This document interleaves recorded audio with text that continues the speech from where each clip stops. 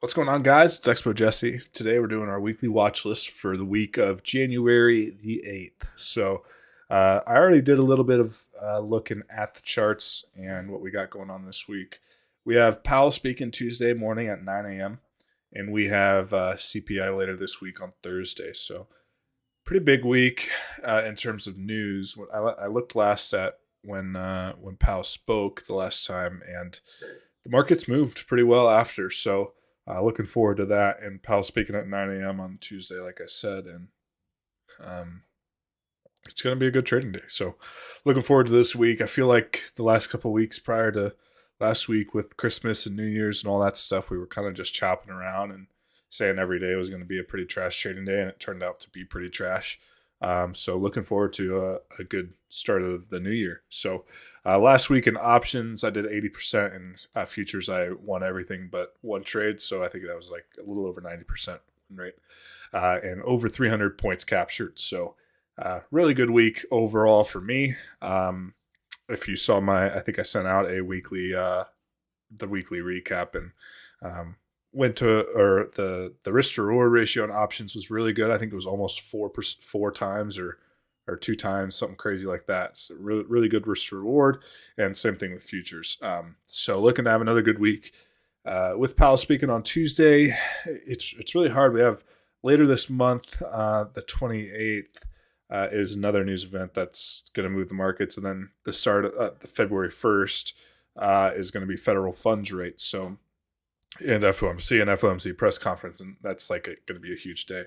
I'll be on vacation that week, probably still alerting some of the time, but definitely don't want to spoil my vacation by working the whole day. So definitely not going to trade that day, February 1st, but this week should be pretty good as far as the news is before the market. And I honestly, unless we chop it up after Tuesday, shouldn't be too much chop. So we'll dive right into the chart. We'll look at ES here. So here's how my chart's normally set up. I have the month, the week, the day, all in a row. And so starting with the month, a lot of triggers here. We triggered on the daily candle to go two down, way over here, 2-1-2 down. Ended up going outside. Then we had a 3-1-2 down, and then Friday was an outside day. I'm still not convinced we're bullish. If I pull up the monthly chart, we'd have to cross 4,000 to even be thinking about going two up on the month. And honestly, I don't see that happening anytime super soon.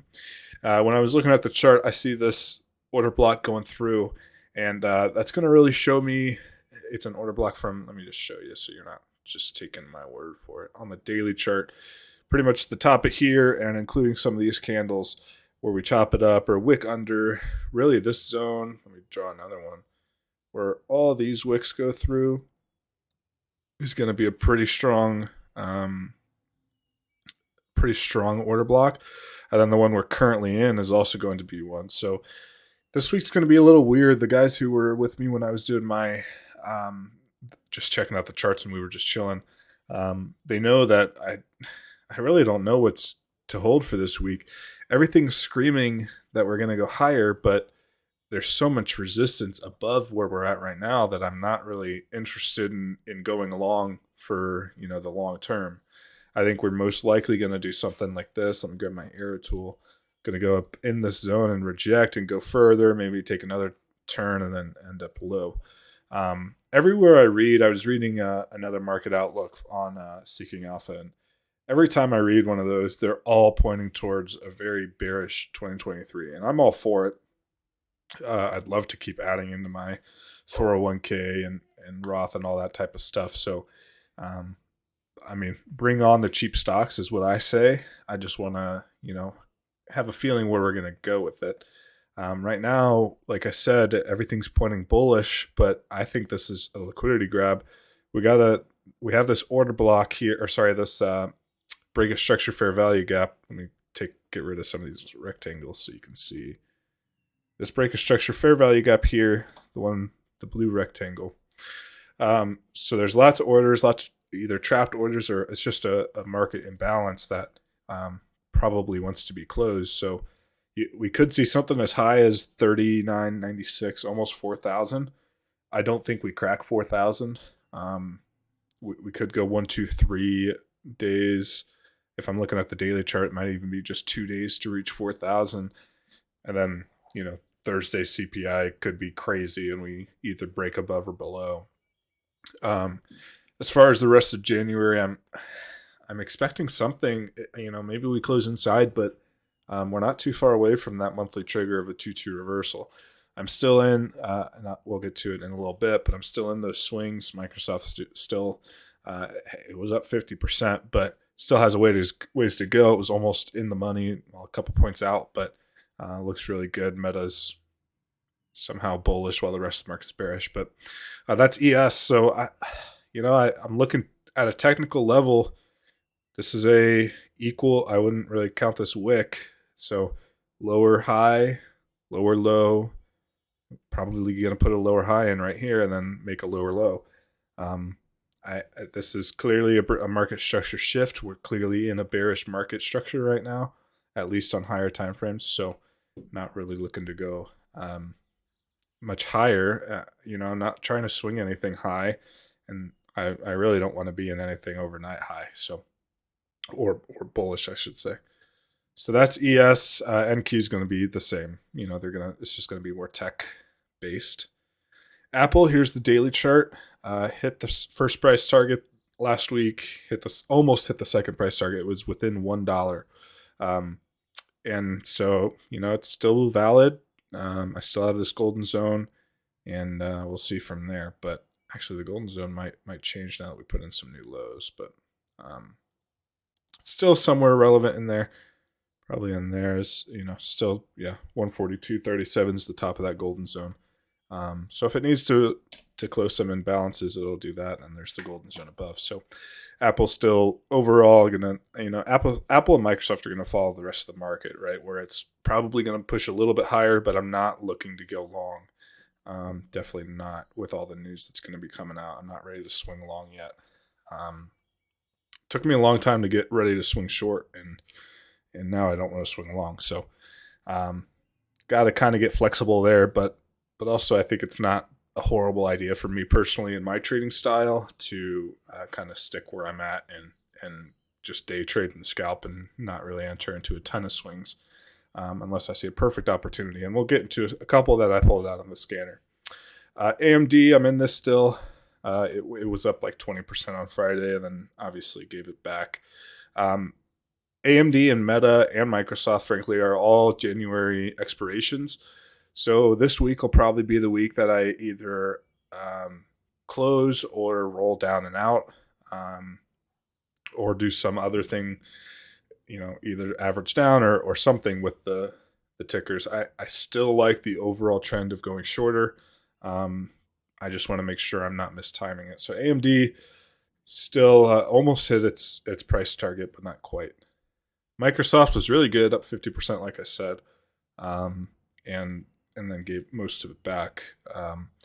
Microsoft's, I'm going to compare it to Meta here in a second, but 1, 2, 3, 4 days red, and then a little bit of relief here. I wouldn't be surprised if we went up a little bit and then further down.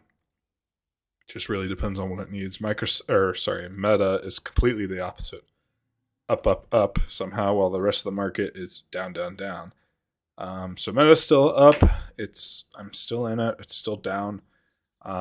Just either going to roll it down and out or find something else to do with it. I really don't know what yet. I still think this is just a liquidity grab. And like I said, the rest of the market's going down. So I think this is just a fake out. And if it's not, I'm wrong and I'll manage it that way. But the rest of the market's kind of going against Meta right now. So it's going to have to catch up one day. At least that's my thought. From a technical level, it's broken out, but it's reaching multiple order blocks. It's closing this fair value gap. It's doing a lot of things that point to bearish for me. So I'm still fine in Meta. I think I'm in the 110, 100 puts. I might be wrong with that, but it's definitely not. We made this move in 5 days. And if I push it out to February, we have plenty of time and an earnings on February 1st to kind of move it to the direction that I anticipated. Now on to some tickers that I found through my scanners.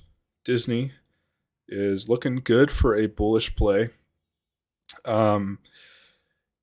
It's kind of with the same sentiment of ES that I don't really love to play anything long right now for a swing, but it did trigger 212 up, and the day, week, month is all green. So if it's going to go anywhere, I would say the price target's at least $100 for the month. If we're gonna go 2 up on the month, it's got to reach over $100.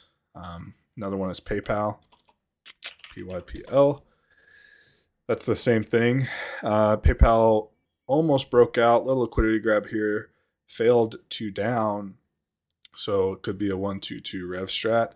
And if so, same thing. If we're looking to go 2 up, you got to break 80. So the 80 calls are what I would be looking at there. Activision's the last one. 2-1-2 up, and it's actively breaking out of this little resistance here. Bullish market structure. Day, week, month are all green. The month is even a 2 up. So out of those three, but I did look at the options channel. Activision's doesn't look very pretty, so this would be shares only for me at least. So that's kind of the weekly watch list for me. I don't see anything that I'm really actively looking at to get into this week. Let me pull up the watch list from last week. Tesla kind of came down. Bidu was, I believe, actually it was a bearish trigger, didn't trigger. Square, a lot of things didn't trigger. Square might be looking to go higher. Last month was an inside month. Let's see. Zoom, same thing. I think I decided that one didn't look very good on the options chain. Zom had a pretty big day. That one was one of my only the bullish on the watch list last week. Oil and gold are going to be pretty bullish, I think. But we'll see this week. So this week's a lot of just sitting on my hands and going riding the wave rather than trying to find a multi-day swing play. So just going to go with the flow this week. News on Tuesday morning, news on Thursday morning. And that's it for this week. Hope you guys enjoyed. If you liked it, leave a like or a comment below. Really helps me out. That lets me know that you guys actually appreciate this. So without further ado, I'll see you guys next week.